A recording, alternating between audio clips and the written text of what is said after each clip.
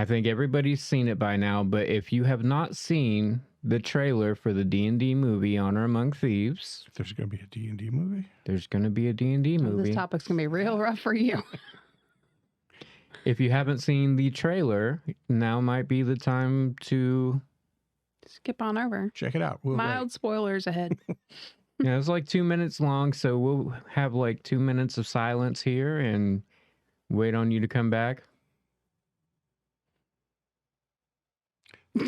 That feels like 2 minutes to me. Yeah, it felt like 2 minutes. I have perfect sense of time. But you have been warned. Yeah. Everybody here has seen the trailer, right? Yeah. Yes. Yeah. I thought it was an awesome trailer. I mean, of course, trailers, they're going to give you a whole bunch of the snaz, none of the exposition and the slower stuff. But, dude, dragons, owlbears, Michelle Rodriguez. Right, which is so far, in and I'm of loving itself. everything I'm seeing. Yeah, in and of itself, I'm there for Michelle Rodriguez. But I told John, I was like, it was better than I expected. Like, because D&D or TTRPG movies kind of usually hit pretty poorly. I was like, their options were to either go really true to the game and come out just as shitty as every other movie that they've tried to make, or go the Marvel Thor Ragnarok level, which is where they kind of went. It feels very similar to that, and just have D&D themes.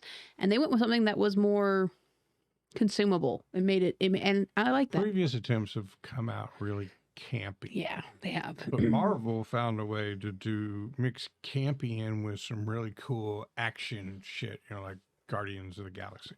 Yeah. So from the trailer, it looked like there's some campy humor in there. Oh yeah. But oh my God, the graphics and It looked really good. The druid transformation was really good for me. I really enjoyed that. Are you telling me that John is really up for the druid stuff? Weird. Right? Who'd have thunk it? There's been a lot of talk about the fact that the owlbear is a monstrosity rather than a beast, and Can you really But I saw wild shape into a wild bear? I saw a guy on TikTok who was like, all that means is you get to develop a new subclass of druid that can transform into monstrosities. And I was like, that's fucking brilliant. Like, if it's not canon, make it canon. Make it homebrew. Yeah, that's confusing. It's like art, imitating life, imitating art. Right. Yeah, so that statement just made me wonder, what kind, so you can see influences in there. Things that have, like the dragons. Dude, if that didn't make you think of Game of Thrones, when the dragon is flying and blasting, it was very Game of Thrones-esque the way they did their dragons. At least it was to me. Yeah. All right, so there are some influences. You can't not look at the druid and think, Marisha, right? Right. So I don't know that was intentional, but I really don't care, right? Things influence things. So, but it'd be interesting to see, will the movie then influence back to the game and owlbears become different? They'd be really silly not to put out a book on the heels of this. Oh, yeah. Easily. And a lot like how we saw Stranger Things kind of affect the way people play. I would bet money that you will see this affect the way people play, because there'll be people like, I want to play D&D, and I want to watch this movie. Like, oh, fuck yeah, I'm going to transform into this bear owl thing. It's going to be great. And then they get in there like, oh, but I can't. I'm like, yeah, you can. We'll let you. It's fine. It's fine. Now, granted, all we got is 2 minutes to go off of. Right. Don't know what the whole thing but we look like. But when I dig the name Honor Among Thieves, and apparently part, at least, of the plot is going and taking something, or there's even a line in there like, we stole the wrong thing for the wrong person. Right. So it sounds kind of like how, in my head, it was like how your group gets tricked by the DM to go do this thing for the big bad evil guy, and you don't realize it till later. You're like, shit. You think you're doing something for the good of the world, and I love that. You find out you've been a pawn the whole time. Because that's something that happens in real games, and I'm like, that's great. The other thing I saw was somebody was like making a bunch of high noise on Reddit about the tiefling was like white. And they were like, tieflings are red. And this dude like put up a Reddit video and he was like, actually, if you read the book, it says that tieflings colors match all the different spectrums that humans can be, plus some of these other ones. And it was kind of great. Like people are trying to tear it down, and then there's all these other people like, actually, but actually, but actually. Yeah. So they've been trying to tear it down, but so far the biggest thing that people have found a problem with is that owl bear. Like that is the one thing people have not been able to contest. Dude, but really cool. The cool Right. factor of that, at least in the trailer, far outweighs whether or not that could technically be done. Rules is written. Like I don't give a flying. That was coolish. It was epic. Even if they like in the movie make it a polymorph instead of a wild shape, I'm cool with that too. Yeah. But yeah, the transformation from the druid to the owlbear, and then there's a scene where the owlbear is loping across the ground, jumps up to get on the back of the horse, and my mind was like, "There's no fucking way this horse is gonna Right, and kill the horse." Immediately, right as it landed in the saddle, Shift back. transformed back to the druid. I was like, that was some badass shit right there. I know. I thought about it. I was like, man, this is going to make for some epic, like, cannon fodder for like, well, all right, tell me how you do it. You're like, it's really going to help that. There was one part where like somebody swung something and one of them almost like barrel rolled over I don't even know, but it was like they did this barrel roll midair and then I was like, dude, that's fucking epic. I thought it looked really good. I'm very excited to see it. Even aside from Michelle Rodriguez, the casting looks pretty good. It does. Like the Renee guy, I don't recognize him, but he looked cool. You just got all the sounds going on. I apologize. The Renee guy, he looks cool. Chris Pine, I don't hate. He's not like my favorite of anything by any means, but he did a really good job as Captain Kirk, and in the other movies I've seen him in, he's done a pretty good job. And strolling down with the ukulele or whatever that instrument was, he looked funny as heck. So I'm looking forward to that. He's tried to act all cool, and I think it was Michelle Rodriguez says, "Yeah, but he plays the lute." And he's like, the next scene is him in this arched doorway, and he's kicking Kind up of his little prancing. heels and prancing. It's like hilarious. He does roguish characters really well. Yeah. And even as Captain Kirk, there's a bit of the rogue, little R rogue, not like the class rogue, but just being roguish. A rogue, yeah. And so I think he's going to be good for the part. There were times, though, I'm looking at it and I was like, but I've cast Chris Pine. But then the more I got into the trailer, I'm like, okay, I'm working with this. Yeah, I don't see anything right off the bat that in 2 minutes I was like, no. It's not like the first Sonic trailer where Sonic was horrifying or something like that.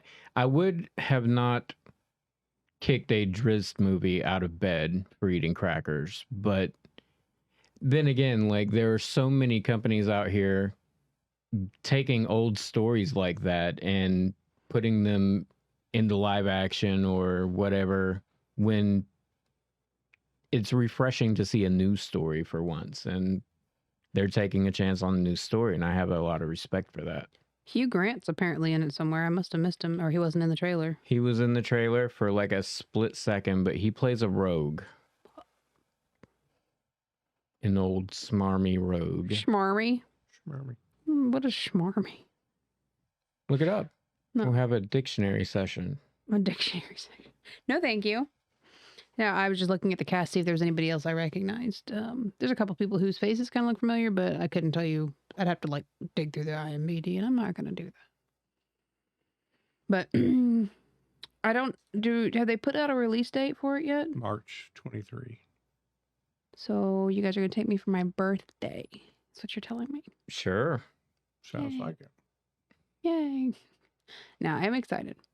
And to me, So I heard this. You know how like we compared it to some Marvel movies, right? Somebody posted online, great concept, and if they don't do this, I'm gonna be pissed. That's not me talking. That's the post talking. The mid credits cutscene at the end, and it's like Hayes lifts and all of the characters, the actors, stand up from a table where there's a bunch of dice and paper and everything, and get up, walk out. That would be kind of neat. Either Or- that or get the cast from the 2000 Dungeons and Dragons movie and have them get up from a table like they're playing better Let's do a characters. total crossover, and we'll get the kids from Stranger Stranger Things. Things. Perfect. to get- They we'll just have Eddie there. oh, We'll still have Eddie. yeah. I'm not caught up to date on Stranger Things, but I do know that. I do know that because the internet's ruined it for me. Okay. I saw some people talking about like the D&D cinematic universe they could make from it. Like Strahd would make a good movie. You have just as much content to go with as Harry Potter did. All that you have all that content. Not to mention probably more than way Harry more. Potter. I was gonna say MCU, but then I was like, well, maybe dial it back because MCU's got a couple years on them. So I was like, maybe not. But I was like, Harry Yeah. Potter, Lord of the Rings, all these other huge cinematic universes, like they have a lot of content to go through, and they can, if they find a formula that works like the MCU did, they can pop out blockbuster hit after blockbuster hit with the right soundtrack. Because that seems to be like to me the key thing. Because like the soundtrack in the trailer was great, and that's what really gets me amped. Like same thing with Guardians of the Galaxy. That soundtrack, if it had been any different, probably that movie would have sucked. Like There probably was some temptation to go with something besides Zeppelin and go with like, loots and shit. yeah, and I'm kind of glad they didn't. But Because that makes it campy. That's where you cross the line into campy, where you're trying to make it too realistic. It's like, all right, back it up. We know it's fake. Throw me some Zeppelin. You remember Knight's Tale? I do. That was such a Right? good Medieval movie. stuff, but then their soundtrack was all 70s. It was like Queen rock, and AC/DC and a whole bunch of other shit, yeah. And it was just The right that amount of weird campy. anachronism that you could, it's cool to me. I love that movie because it was a great story, but also the way that it's a joust scene and Led Zeppelin is Right. playing. That's cool. But it also for like people in the real world, when you play a song that like embodies what's happening, but isn't lute, but it has words and has things, it helps you identify the tone better than just a instrumental lute. Or it doesn't set a tone as much for me when I'm There's- watching something entertaining. If I'm playing a game, yes, I love that instrumental sound. That's great because I don't want it to overpower. But in a big thing, I want it to feel fucking epic. our musical horizons have expanded so much since humans just had lutes and mandolins and those kind of things. Yeah, it and- was just, the end cut scene. Like, this band, all dressed in like medieval times and everything, but it's an electric lute, and he's got a stack of amplifiers behind him. That would be I great. cut you off, John. I'm sorry. You made me think of something I couldn't stop myself. Nah, we're good. No, I think it's gonna be great. I mean, like you said, there's a lot we didn't see because the exposition of a movie can make or break it. There's great to have 2 minutes of epic scenes, but if the whole other 2 hours of it suck, but it looks like it's well done, and I think also part of the thing is that nowadays we have the computer technology to do those big cinematic scenes and shots, whereas previous years we didn't have nearly as much, and so you got lost a little bit with things not looking quite right. Even nowadays in Marvel, sometimes they'll have a CGI shot or two in a movie that You're like, that is really disproportionate to the rest of the surroundings. Yeah, occasionally. or there's a body that moves in a way that just makes you like, oh, Oh, whoa. The uncanny valley shit. yeah. Yeah, I'm going. I'm going. And we're going to support the hell out of it because I want them to keep making stuff like that. Please. Even though I haven't even seen it yet, I want number 2 Yes. and 3 and 4 and 5 Want all of because as much money as I've invested to go see every freaking Marvel thing that comes out because they're just cool, even though I don't know a whole bunch about the comic books and everything. It'd be cool to have this franchise of stuff that I'm really invested in. Oh, yeah. And high fantasy is a good genre. We haven't had much in it that was really, really good since Lord of the Rings. So Do you know what I think is going to be the best part is when they make it a series? Is that the cast can completely change every movie. You do not have to have a single character maintained throughout. They can completely change whoever's available, who's ever young and hip at the time, and it's going to work. I did see somebody saying like halfway through the movie, They should at just change least it. one person should just start playing a new character. like the movie character dies. Chris Pine's And then bard they dies. need a new person, and it's the same actor. Right. He They re-rolls rolled up them a new up. one. She just walks out. My brother. That would be hilarious. I feel like if they don't like, I just want one small comical nod to the actual tabletop game. I don't want it to be like, I don't want everything to be, you know, quirky and stupid, but just like one perfectly placed nod to the nonsense. I will go absolutely insane.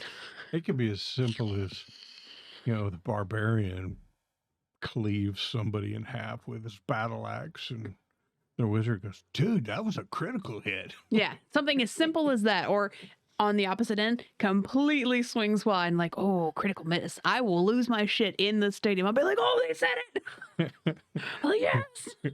It's like when they name drop the fucking movie in the movie. Like, oh, they said it.